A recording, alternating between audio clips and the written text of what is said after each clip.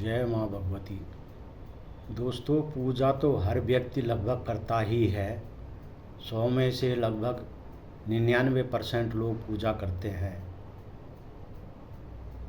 लेकिन जीवन में देखो, हम सभी देवी देवताओं को मानते हैं, सबकी पूजा अर्चना करते हैं। लेकिन जीवन में कभी भी एक नियम बना लो कि किसी भी, चाहे वो शिव पार्वती हो, गणेश जी हों, बजरंगबली हों, साईं बाबा हो या कोई भी देवता हो, किसी को अपना आराध्य ऐसे बनाओ कि एक की टांग इस तरह पकड़ो। हमेशा एक की ही टांग पकड़नी चाहिए। कभी हम शिव को आराध्य बना रहे हैं, कभी हम गणेश जी को आराध्य बना रहे हैं, कभी बजरंगबली को आराध्य बना रहे हैं, कभी साईं बाबा को आराध्य बना रहे हैं, तो वो भटकाव है। आराध्य पूजा सबकी करो, लेकिन आराध्य एक होना चाहिए। देखिए, आध्यात्म में ये सब इंटरनली प्रक्रियाएं होती हैं। जैसे कोई ज्योतिषी या कोई भी कहता है कि आप बजरंगबली को ये भेंट चढ़ाओ, पुष्पार्पण करो, मंगलवार के दिन ये करो, शिव का व्रत करो, या गणेश जी को ये चीज़ चढ़ाओ, शनिदेव को ये चढ़ाओ। देखो, ये इंटरनली प्रक्रियाएं होती है। अगर आपने एक की टांग पकड़ रखी है, जैसे आपने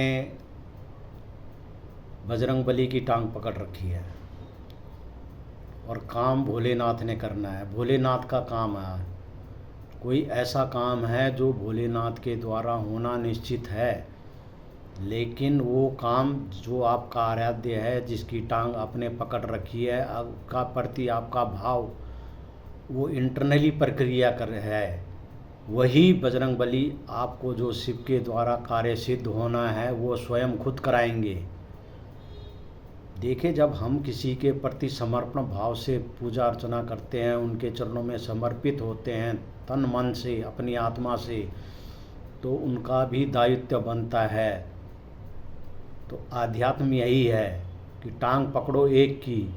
कोई भी काम अगर आपका रुका हुआ है तो आराध्य ही आपका काम कराएगा, चाहे वो किसी भी देवी देवता के माध्यम से होना निश्चित हुआ हो।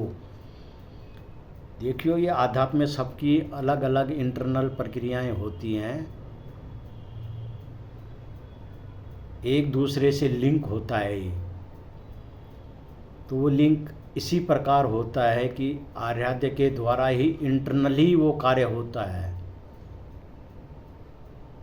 जैसे मैंने बताया कि अगर बजरंगबली को आपके आराध्य हैं और शिव के द्वारा काम होना है, तो बजरंगबली ही स्वयं शिव से कहेंगे, प्रभु ये कार्य आपके द्वारा होना है, तो वह कार्य निश्चिंत ही पूर्ण होता है। यह आध्यात्म में हर कोई नहीं जान सकता है। जो व्यक्ति इसमें घुसता है, इसमें जाता है, वही समझ सकता है।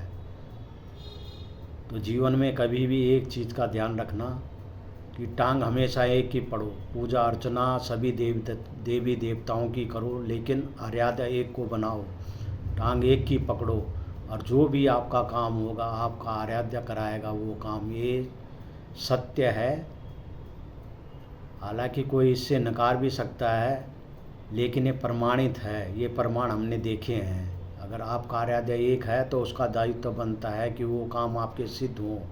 जो भी रुकावट आएगी, आपने सिर्फ अपने भाव रखने हैं, उसी के थ्रू, उसी के माध्यम से वो सारे काम सिद्ध होंगे, ये गारंटी है। देखिए, कहने के लिए हर किसी का अपना अपना मत है, लेकिन हमेशा अपनी आत्मा की आवाज़ सुननी चाहिए।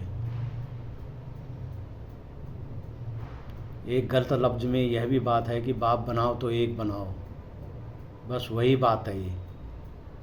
टांग पकड़ो तो एक की पकड़ो, सारे काम उसी से सफल होंगे। धन्यवाद।